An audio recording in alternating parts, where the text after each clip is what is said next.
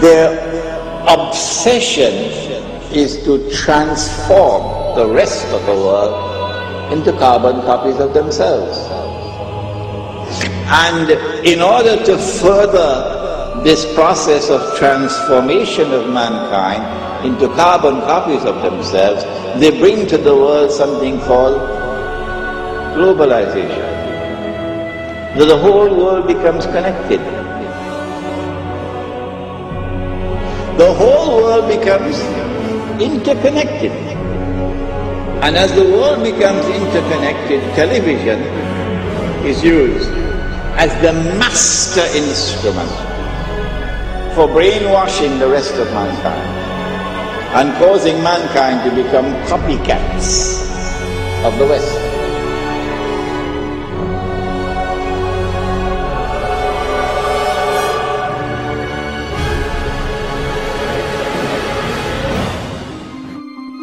So in a sense, what we're seeing is using branding that is so enmeshed in our culture and in our lives as a way back into our own societies, a way to engage with globalization. Because if you pick up a shoe now, you have the story of globalization in your hand. You have leather that was maybe produced in Argentina, shipped to the Philippines, produced by a Korean subcontractor that went through a Hong Kong broker that was dealing with a company in Oregon. So you're looking at this thing, and if you can deconstruct it, if you can trace all the components through the global economy, and not only that, but find out how much that company that's selling you that shoe spent on advertising last year, and how much money they paid a superstar athlete to sponsor them, then you have the disparities of the global economy in miniature, the winners and the losers.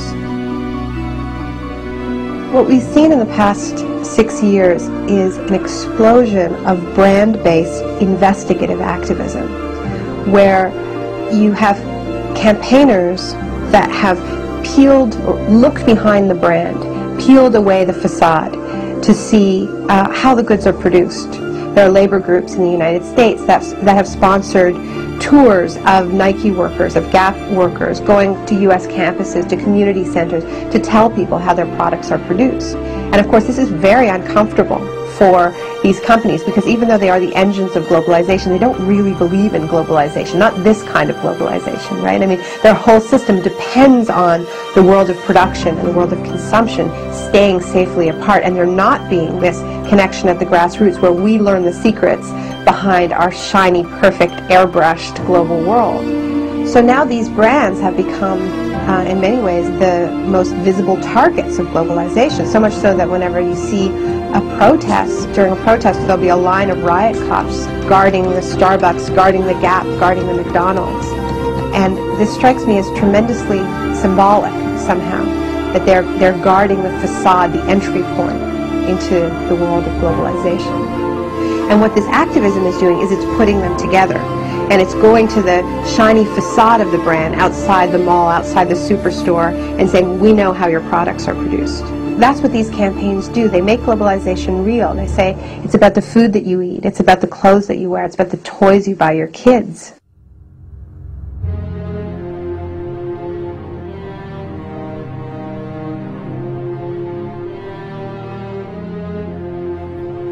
Globalization is a system that ties in industries from around the world to be working for the same business interests.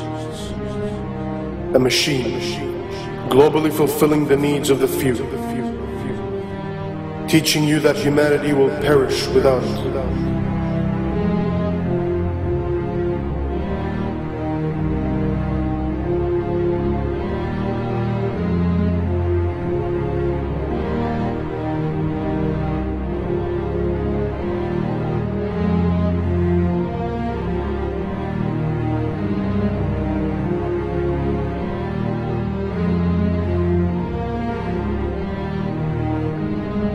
In a globalized world, corporations become living, breathing persons, a modern-day slave master.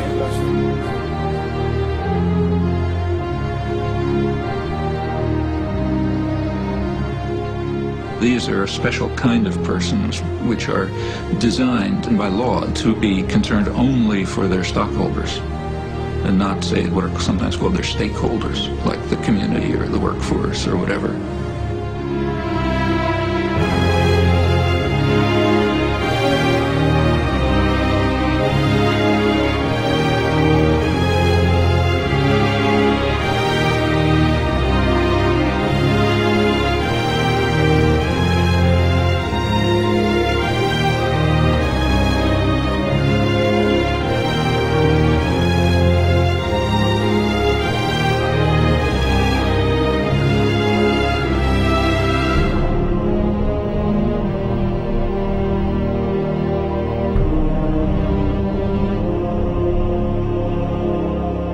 We are deceived into believing that without this system, we won't survive.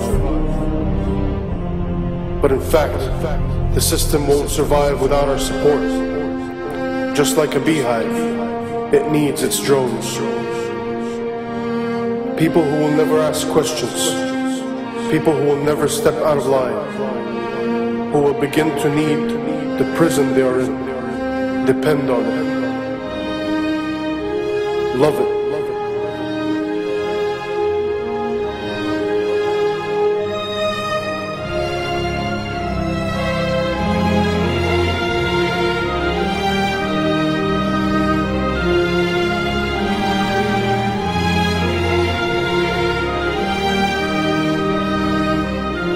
Have we lost our humanity?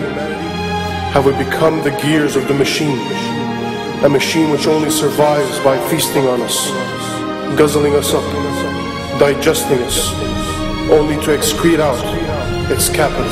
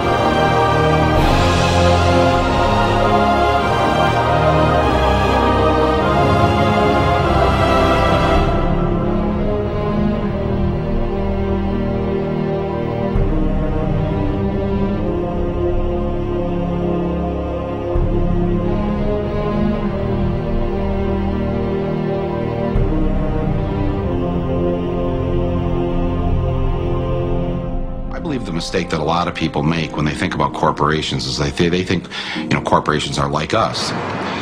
General Electric is a kind old man with lots of stories. Nike. Young. Energetic. Microsoft. Aggressive. McDonald's. Young. Outgoing. Monsanto. Immaculately dressed. Disney. Goofy. The Body Shop. Deceptive.